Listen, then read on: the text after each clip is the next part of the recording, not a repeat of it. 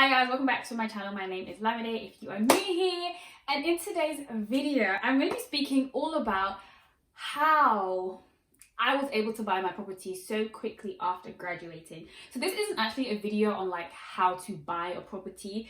This is more my journey leading up until the vlogs that you guys may have seen or you will be seeing of me actually going out, calling people, getting a broker, getting an agent, finding a property. This is basically the lead up to that. So if you actually want a video on like how I bought a property, what were the steps that I took, that will be coming out soon, so make sure you subscribe down below, and then that will be another video. It's basically going to be a journey through my first, second and third year of university, because I was very active, familiarizing myself with the industry and people in the industry and trying to get internships and working for people who had their own portfolios. All of that stuff is what I was doing throughout university, that I really allowed me to be able to buy so soon after I graduated. I took a gap year in between going to university and finishing my A-levels. I took a gap year and I worked in the city. I worked in an insurance firm, and I already have a video on like, you know, what I was doing, how I got the job and everything. But I was able to save, I think, around £8,000. No, definitely £8,000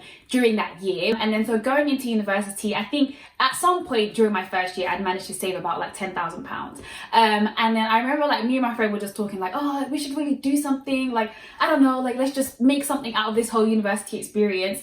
And then we tried to do something. I was like, oh, you know, like let's buy a house and then rent it out to students, like absolutely knowing nothing about the market or nothing about how much even houses cost. And then we were like, yeah, let's do it. And then as I was researching into how much houses cost and what you would need, I was like, yeah, okay, so this isn't going to be possible, especially not with £10,000. I mean, technically you actually can buy a house with that, but the thing is I would have needed a buy-to-let mortgage, which meant that the £10,000 would have had to be equated to 25%. So then the maximum value of the house that I can buy is 40k, and unless you're in some village far somewhere away from where I live, which is London, it just wasn't possible. Also, you had to be in work, or so many other things, right? So first year, we kind of explored with that idea, that it kind of got shut down very. So in my second year of uni, I think it must have been like maybe like October, November, December of uni. There's this organization called WCAT. They were having this event, and it was basically on finances, money, something along those lines.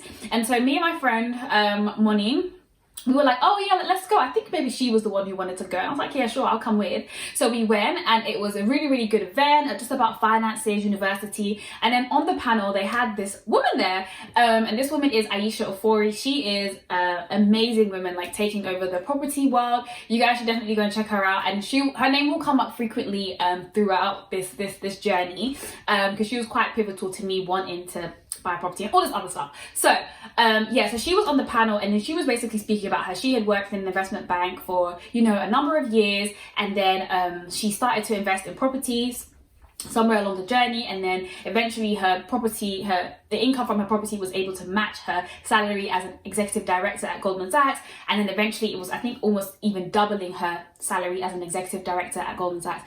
So I was like, obviously you guys know I also work in an investment bank, so I was like, this is me and her need to connect. We need to connect. So after the event closed, she had like a long line of people waiting for her, as you can imagine, but then me and Moni was like, yeah, we need to go speak to her. So we kind of waited till the whole crowd died down.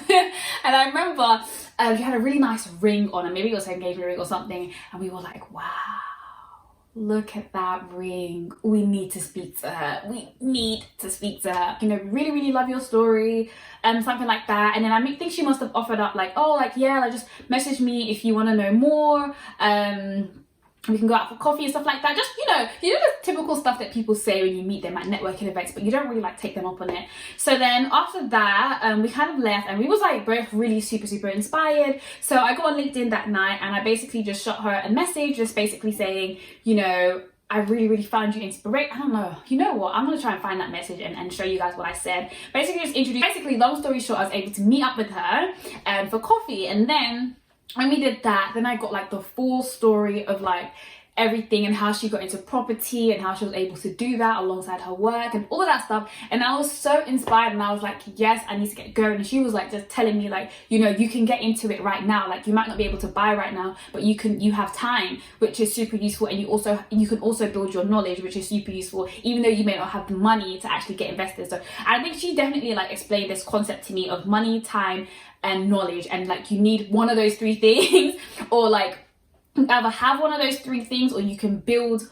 If you don't have one, then build on the others or make use of the others. So I was like, okay, cool. I don't really have the money right now to get into the property game, but I can definitely build my knowledge, and I definitely have time to dedicate to it. She was then just starting up a lot of her networks that she has now. So one is the Propel network, and then the other one is the Black Property Network. But at this time, this is when she was literally just launching them. And I remember she had this, like, she was setting up a little meetup to just like get the event started. And then me, my friend, actually went, and then we had that conversation again, and we were just there just taking notes. And then from then on, like, me, Money was like we were buddies throughout this whole process in my second year. So we would just be going on Eventbrite and looking at any event that we could get that was about property, that was free, that was free or that was relatively cheap, and we would literally just, you know, go to all of them. We went to so many events, so many events. First time buyers event, first time landlords event, buy to let events, just anything that we could get our hands on in the property. Like, in my journey experience, like, it could be completely different for other people, but I never go into like a networking event and try to meet every single one. If you just find that one person that you connect with, your connection will go a long way, and it'll also be very easy for you to keep up with that relationship, as you guys will see as I go through the story. Third year came around, and now I'm gonna have to like share with you guys a little bit about me as a person, if you don't know. I want to study economic history at LSE. So in my second year of uni, the way LSE works, because it's such a difficult university, you can secure your grade by your second year. So you can know by your second year whether you're going to be graduating with a first or a 2-1 or a third or whatever, just because like, you basically need to have 5 of a particular grade, 5 modules of a particular grade to secure that grade, and then you can also always go up, obviously. So for me, finishing off my second year, I had like a mix of, I only had like a mix of first class modules and 2-1 modules. So that meant that worst case scenario, as long as I don't fail all of my third year modules, I was definitely going to be graduating with a 2-1, and a high 2-1 at that.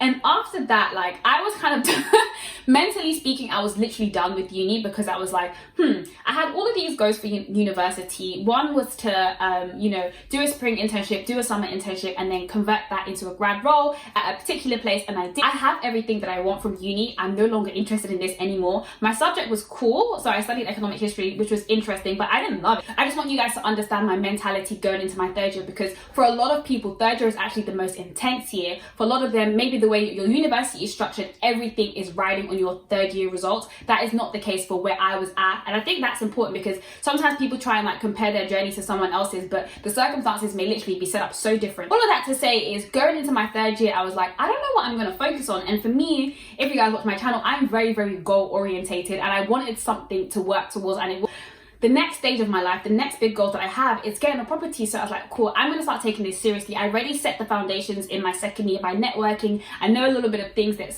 people have told me to do. It's time for me to start putting that into action. So this time, Moni had gone back to uni. So she was on her placement year while we was going to all these events, but she goes to uni in Birmingham. So then during the summer, I found a new friend, Lacrice. Shout out to Lacrice, shout out to Moni as well. Lacrice, and she was my new property buddy. December came around, and I think Missy T was actually putting on an event that was, again, similar to the event that WCAM was putting on. Maybe something about like getting your finances together, something, I don't really know. But Jane Van Riel was going to be speaking at that event. So Lacrice actually messaged me and was like, hey, do you want to go to this event? And I was like, let's go, why not? So we went there, and obviously Jade was speaking. If you don't know Jade Van Riel, I don't know if you guys do, but I will put her YouTube and Instagram here.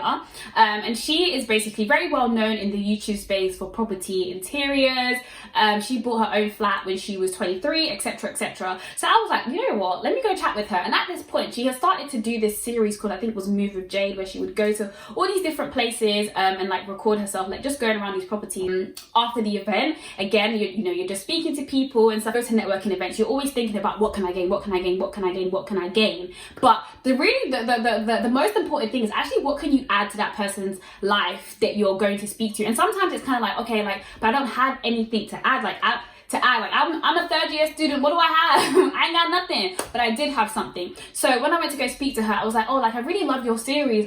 I've noticed that, you know, you go to all these places, and I'm sure that everyone that you're working with is maybe at work or whatever. So if you ever needed someone to help you come and record, I've got free time. And at any time you want, you know, I can come and help you record and stuff. And she was really lovely. She was like, oh my God, yes, let me take your Instagram and I'll let you know. And it didn't even happen. There wasn't even a case where I actually went to go and help her film anything, but that was just an example of how I was making use of the time element that I had on my hands and networking with people, but not just networking just for the sake of networking, but networking and actually really offering myself to them so that I could learn more about what they were doing. I reached out again to Aisha, and now, like, all these people that I'm speaking about, Jade, Aisha, absolutely amazing people, right?